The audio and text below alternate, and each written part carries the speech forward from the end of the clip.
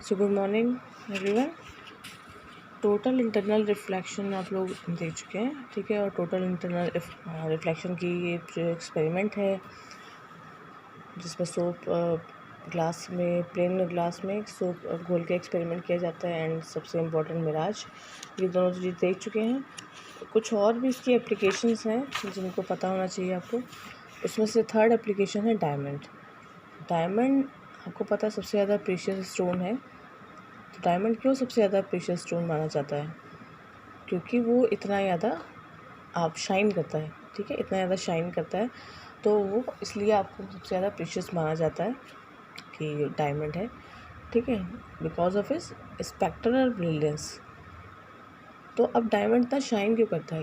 उसका शाइन करने का रीज़न ये है कि डायमंड की डिज़ाइन इस तरह की है कि जैसे उसमें अगर एक सरफेस के थ्रू लाइट एंटर कर जाती है, देखिए डायमंड में मोस्टली हेक्सागन टाइप का होता है, लेकिन अगर हम इस तरह से भी आपको बना के दिखाएं,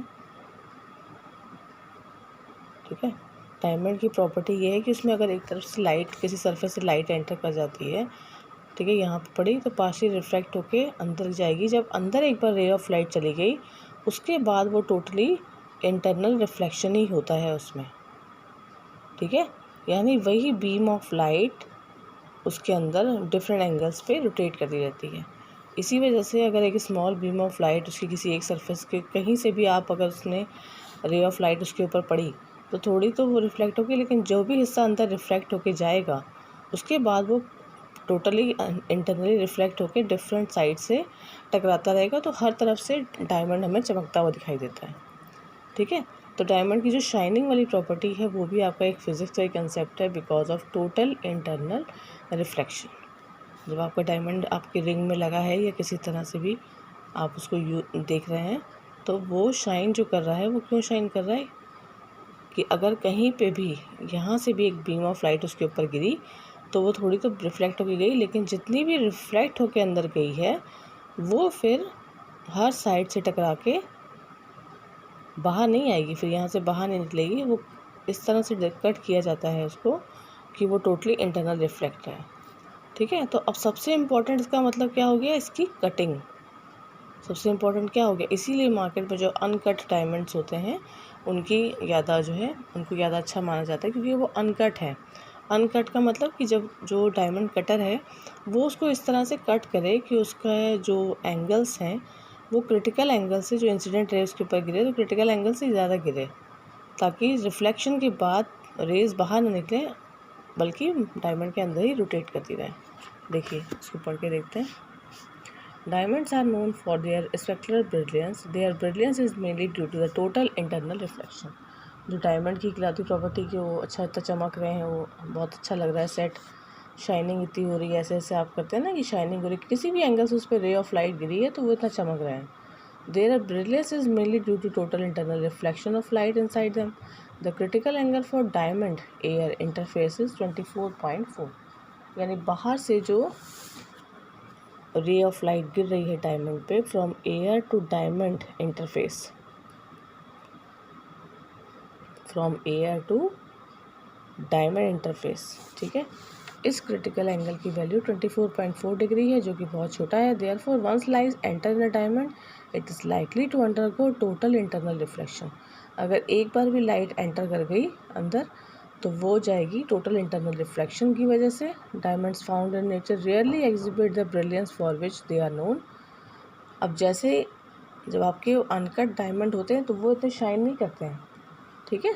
जब आपके अनकट जैसे डायमंड कहते हैं ना वहाँ पे कि हीरे की खान है इस तरह की, तो वो इतने ज़्यादा नहीं करते हैं, लेकिन ये प्रॉपर्टी होती है उनकी डायमंड कटर्स की, ठीक है, डायमंड कटर्स की है जो डायमंड्स को इतने ज़्यादा चमकने वाला बनाते हैं, क्योंकि वो उस हिसाब से कट करते हैं कि उसका क्रिटिकल एंगल से ज़्यादा ही एंगल पे रेज इंक्लाइन करें। By cutting the diamond suitably multiple total reflections can made to occur, ठीक है। तो ये टोटल इंटरनल रिफ्लेक्शन की एक इम्पॉर्टेंट प्रॉपर्टी है diamond. After that prism design to bend light by 90 degree और by 180 degree make use of total internal reflection. Such a prism is also use to invert images without changing their size. देखिए ये आपका prism का diagram है 9.15 A and 9.1 B. ठीक है, तो prism वैसे आपका इस तरह का ट्रायंगुलर शेप का लगता है।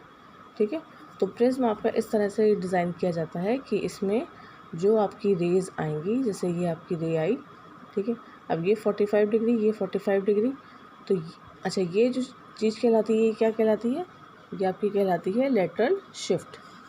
ठीक, prism design to bend light by 90 degree और by 180 degree make use of total internal reflection. Such a prism is also use to invert images without changing their size.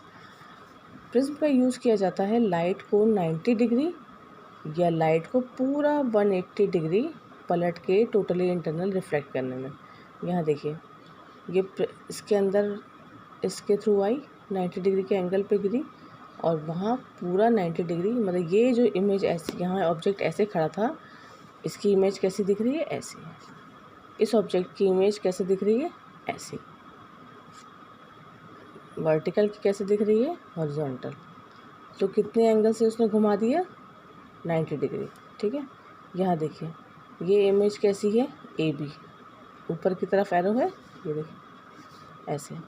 Prism को इस तरह से रखा कि उसके थ्रू जब लाइट होके पास हुई तो प्रिज्म की इमेज कैसे बन गई, ऐसे। ठीक है, यानी इस ऑब्जेक्ट की इमेज कैसी बन गई, ऐसे।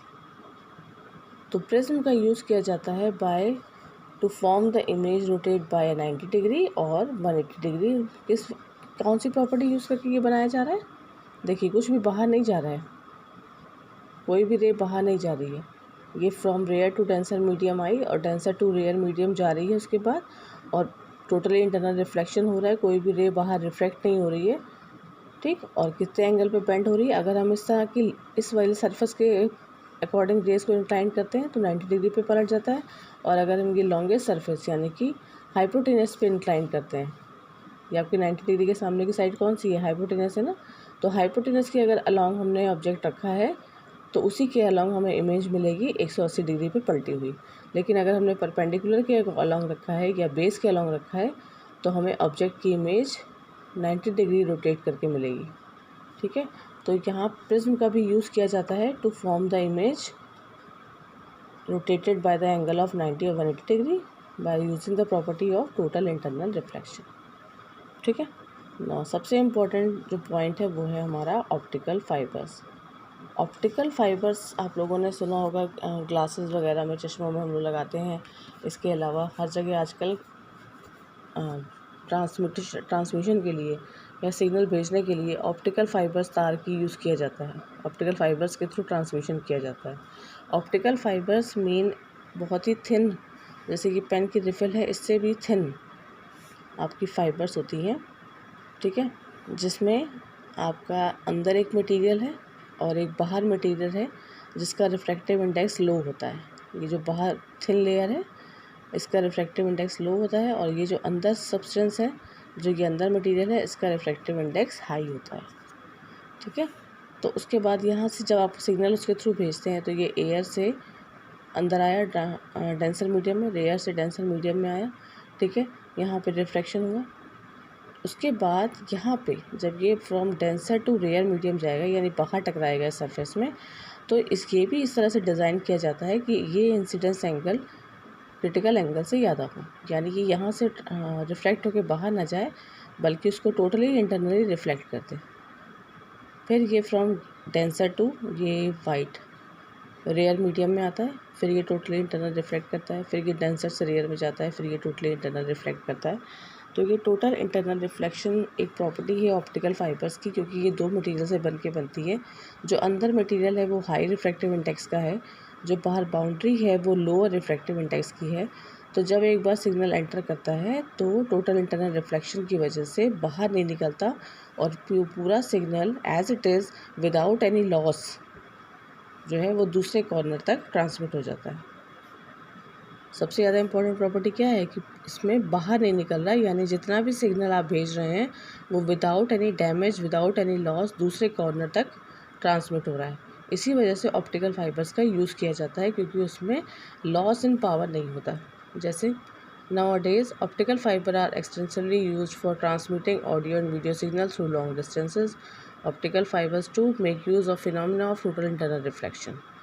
Optical fibers are fabricated with a high quality composite glass quartz fibers.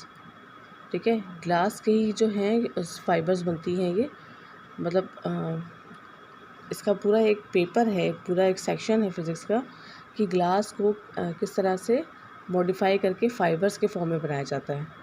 Each fibre consist of core and cladding. ये आपकी कोर है और ये आपकी क्लैडिंग, ये कोर और ये cladding. The refractive index of the material of the core is higher than that of the cladding. ये आपकी कोर है, इसकी रिफ्रैक्टिव इंडेक्स हाई होती है. ये क्लैडिंग है, इसकी रिफ्रैक्टिव इंडेक्स कम होती है. When a signal in the form of light is directed at one end of the fiber at a suitable angle, it undergoes repeated total internal reflection along the length of the fiber and finally comes out to the other end. वही बात मैंने आपसे कही कि ये core है, इसका refractive index ज़्यादा है, ये क्लैडिंग है, इसका रिफ्रैक्टिव इंडेक्स कम है. जब इसको पर्टिकुलर एंगल पे सिग्नल को अंदर भेजते हैं तो वो मल्टीपल टोटल रिफ्लेक्शन के बाद दूसरे कॉर्नर से सिग्नल बाहर निकलता है without any damage. Since light undergoes total internal reflection at each stage, there is no applicable loss. Most important property, why we using optical fibers? Because there is no loss in the intensity of light signal. Optical fibers are fabricated such that light reflected at one side of the inner surface strike the other at an angle larger than the critical angle. ये इस तरह से design की जाती है कि जब ये एंटर करेगी इस पर तो वो क्रिटिकल एंगल से ज़्यादा एंगल पे ही इंसिडेंस होगी ताकि टोटल इंटरनल रिफ्लेक्शन हो पाए. ठीक है. Even if the fibre is bent, light can easily travel along its length. इसकी एक और प्रॉपर्टी कि अगर आप ये स्ट्रेट वायर को मोड़ भी देंगे तब भी जो है इसमें टोटल इंटरनल रिफ्लेक्शन ही होता रहेगा. Thus, an optical fiber can be used to act as an optical pipe. A bundle of optical fibers can be put to several uses. Optical fibers are extensively used for transmitting and receiving electric signal. आजकल जो है हर जगह आपके और यही optical fibres ही use किए जाते हैं बहुत दूर दूर तक रेडियो और ऑडियो सिग्नल भेजने के लिए. क्यों? क्योंकि ये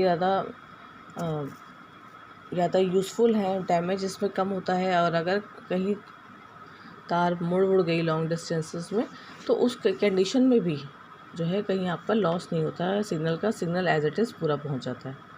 ठीक है. सो ये आपका है पूरा टोटल इंटरनल रिफ्लेक्शन की एप्लीकेशंस.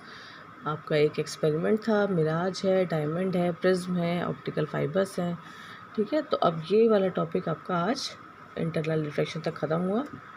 मंडे से हम लोग reflection eight spherical surface and by lens ये नया टॉपिक है, ये मंडे से स्टार्ट करेंगे. ठीक है. तो आज ये इंटरनल रिफ्लेक्शन पूरा पढ़ लीजिएगा. ये प्रॉपर्टीज़ ज़रूर पूछी जाती हैं. What is the use of total internal reflection in diamond, what is the use of total internal reflection in prism. तो प्रिज्म का यूज़ करते हैं to rotate the image by 90 degree और 180 डिग्री. ऑप्टिकल फाइबर्स का क्या use है? To transmit the signal through a long distances without any loss. तो ये सारे यूजेस एक बार पढ़ लीजिएगा. Okay, thank you.